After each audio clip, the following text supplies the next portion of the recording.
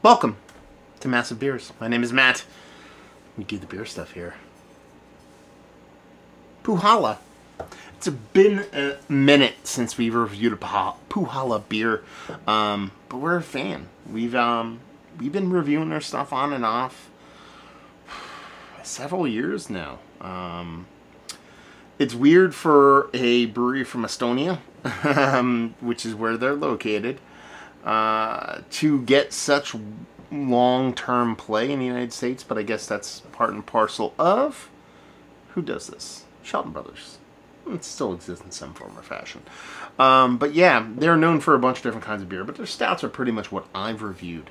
But we don't get a ton of Shelton Brothers representation here in New Jersey. Again, that's going to change with Shelton Brothers and their format and how they exist as a company changing. But so we don't see a ton of it down here. But things have changed. And I was out and about. I forgot where I was going. I was going to pick up a shelf, I think, from like Facebook Marketplace or whatever. And there was this like little like a beer and cheese store that I stopped in once. That they didn't have a ton of stuff, but they had some unique stuff. More specifically, they had a bunch of smoke stuff and some Schlenkler stuff. And I was like, you know what, I'm going to stop by there. I was hankering from some smoke beers. Didn't have any of that stuff. And I'm like walking through the beer section, which is kind of cramped and all that kind of fun stuff. And I get to a shelf and I see two Põhjala beers on the shelf there. Both are discounted for $5 a piece. So what are we drinking here? We are drinking an Imperial Baltic Porter, as dark as the Estonian winter nights. It's 10.5%. So you're talking about a 10.5% Baltic Porter for $5 American. Actually, it might have been cheaper. I'll have to go back and check. I'm just kind of remembering off the top of my head because I think it's been like almost 2 months since I picked this up. So we're gonna open it. We're gonna drink it. We need a bottle opener for that. We got this big old battle axe I haven't brought out in a while. We use that. And it's got time on it, I'll tell you that much. I don't know if there's actually a date on here. So we'll see what's what. So Põhjala, like I said, I've had a bunch of their beers. And more often than not, it's quite fantastic stuff. Let's pour that whole thing in there. Quite aggressively, mind you. Oh, we have a date up here, actually. That is smudged and smeared. It looks like 2020. That's what it looks like to me. There's not a big Merc ring on there. You're probably not going to be able to see too much. But it says born on date. It looks like 25/01. I'm guessing because it's smudged, but it's smudge 20. And it says Best Buy ends at 25, I believe. So that's 3 years more if it's actually from January. So I didn't even see that until, I don't even know if you'll be able to see the actual date. If I do this, you'll probably be able to see it. There's a little bit of dateness going on there. Anyway, so otherwise it's pretty cool. Just it kind of looks like where's Luke live? Tatooine. It's like 2 moons or 2 suns kind of floating around there. Maybe it's an eclipse. I don't know. Anyway, beer wise. Dock definitely looks all the part of the Baltic Porter. That head is rich and dark. Definitely elevated past malt ball level coloration. Yeah, big, thick, darkness. Let's get a nose. It just smells like a burly, big, robust stout. Doesn't smell like it's going to be overtly bittering, so I don't think we're airing into like a Russian Imperial Stout kind of realm on this. Again, it's Baltic Porter, but for me it's coming off stout-wise. But it just comes off as rich and thick and icky and sticky. It's like a big, bold, rich stout. Huge chocolate notes, very much leaning towards like a baker's chocolate, undersweetened kind of chocolate with that. But there's a nice big roasted malt that gives off a little bit of coffee vibes to it too. It just smells like multiple complex kind of level. Big, robust Imperial Stout / Baltic Porter. Just gotta dive in. Cheers, y'all.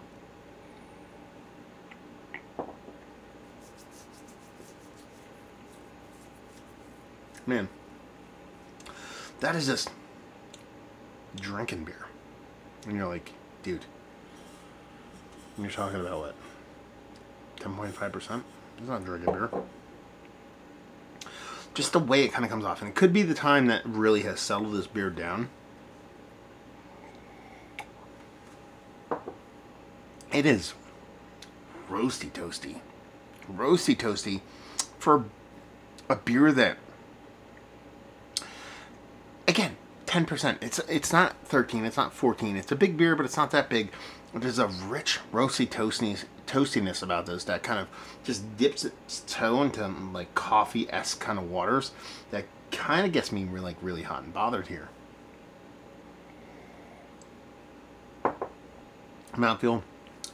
It is icky and sticky, but it's not super dense. So when I said it's like a drinking beer, it's dense. You know, you're drinking something of double digits. It has a robustness to it.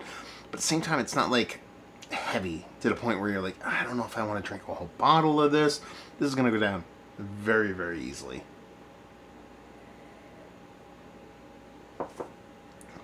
Every sip I take, that roastiness kind of just quick jab at your tongue lets you know you're drinking something with a nice, rich kind of malt base to it. If I'm going to sit here, I'm going to nitpick on it.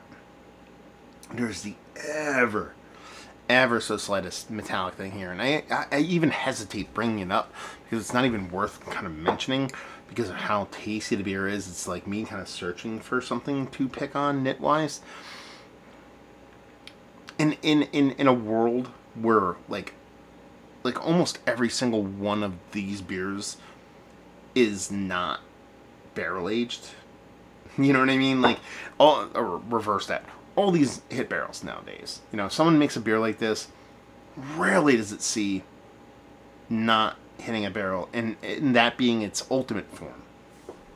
No, and that's what this beer kind of wants a little bit to it. A little spirit, a little bit of barrel, a little bit of coconut, baby. But it's so, like, to get into, like, a core 4. You know, core 4. There's no vanilla in this. There's no coconut. There's no whatever. Nuts and almonds and bananas and whatever other shit you want to throw into the beer. This is, for all, from what I can read from the label, which says it's just a beer. There's no ingredients on it, but it's a beer. You can tell it's a beer flavored beer. No frills, nothing to it. It's an Imperial Stout, a 10% Imperial Stout. It's not trying to wow you with a high ABV. It's a 10.5% Imperial Stout that shows a rich deliciousness to it that it stands on its own accord. Is hoisted on its own petard, or Picard, if you're a big Star Trek fan. Anyway, no, it's just, it comes off as just a really well-made, rich, double-digit Imperial Stout that kind of flirts with a bittering that kind of, sort of might be thinking of a Russian Imperial Stout, but doesn't even get close to that because we ain't messing with that Russian stuff right now. And it just comes off as just a really well-made, really well-ageable beer, if we're going to go by that 3-year marker that we saw on the bottle there. Stout. Man. I'm not going to sit here and say this is changing my attitude, or changing my perception on what stouts could be. I've had beers as good as this. I've had beers better than this. I've had a ton that's worse. But to have something that's just, like, so clinical, you know, so razor sharp, just like, we're going to make a stout. It's going to be delicious. We're going to use these 4 ingredients. You're going to love it. And have it turn out that way. Not just have it turn out that way, but 3 and change years later, have it still be, you know, tip-top. That's the stuff that kind of gets me hot and bothered, man. You know, you throw a bunch of spices at this. You throw a barrel. You throw this. It's all good fun. I love me barrel-aged beers. I love it when those beers kind of show and prove and get all kinds of kooky madooky, and I have fun with them. There's something so beautiful about a beer just being like, here's my basicness. bathe in it and enjoy it, you know? And, you know, you have, you know, this, you know, what was that asshole that does the salt and stuff with the foils and the steaks and crashes fucking World Cups and stuff, that asshole?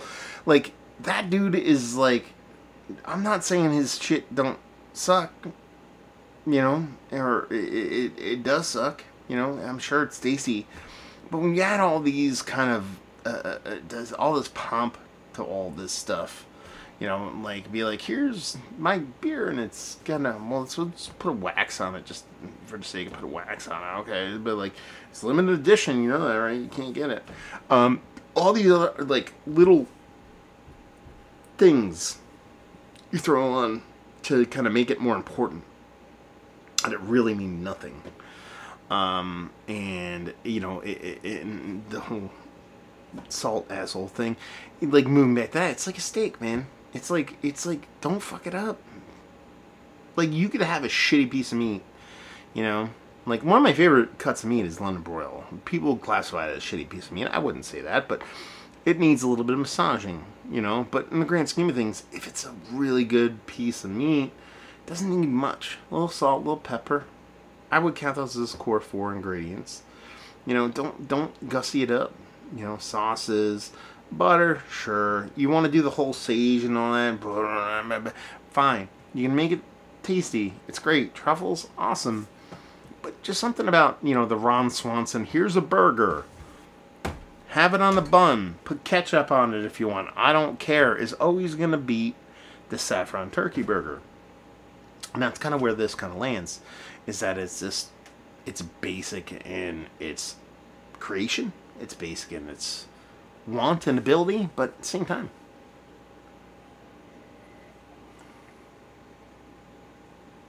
it's not a basic beer. Delicious. I don't know. I guess that's the name of the beer. Double umlaut O. Yeah, I'll take this any day of the week. If I want something big, robust, delicious, you can do much worse than that. So, again, mouthfeel fantastic. Stout portion of the show. That's the beer. The hops are delicious. The water is delicious. The yeast is delicious.